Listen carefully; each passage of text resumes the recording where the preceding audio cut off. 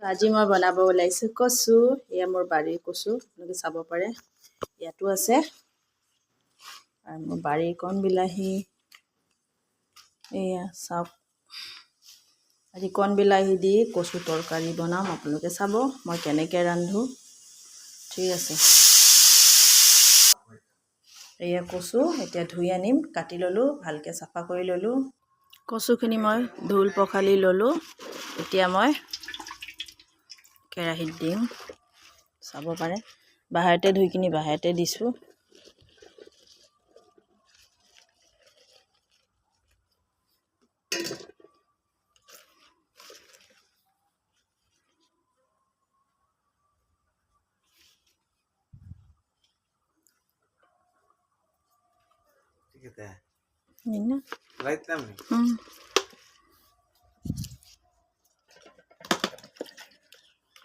চাব পাৰে এতিয়া কচুখিনি কাটা নাই আৰু এনেকৈ বহাই দিম গেছত।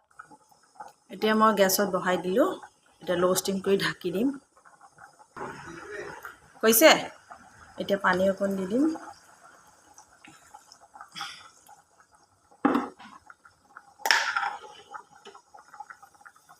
নিমখ দিম আৰু ঢাকি দিম। তো ইয়াত মই কি দিছোঁ, ইয়াত আছে জলকীয়া, নহৰু এটা, তাৰপিছত ইয়াত আছে গোলমৰিচ আৰু জাব্ৰাং বুলি কয়। এইটো গোলমৰিচৰে ভায়েক হয়। গোলমৰিচ দিবই লাগে কচুত, তেতিয়া টেষ্ট বেছি হয়। কচুখিনি উতলি আছে চাগে, এয়া উতলিছে। এতিয়া আৰু গলিব।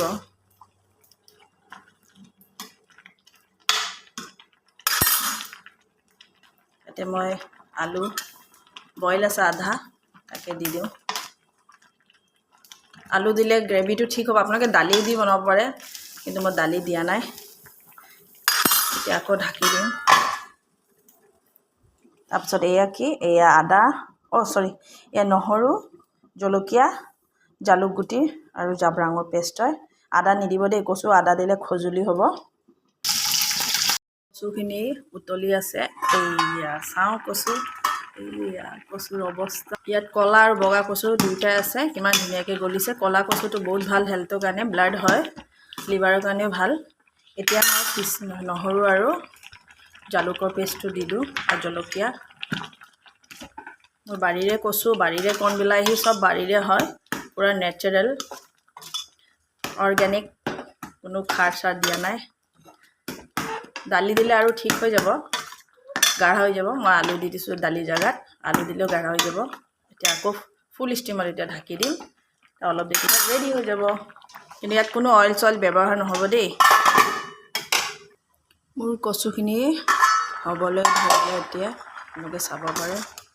এয়া কচু এনেকৈ মাৰি দিব, নহ'লে ঘুটুনি বাৰী মাৰি দিব। এনেকৈ আপোনালোকে ঠিক গাঢ়া খাব বিচাৰিতো গাঢ়া বনাব, পাতলা খাব বিচাৰিতো পাতলা। তো মোৰ কচুখিনি প্ৰায়ভাগ হৈয়ে গ'ল, চাব পাৰে।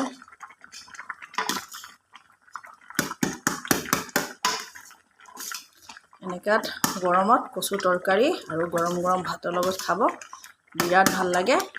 আজিলৈ আহোঁ, বাই বাই।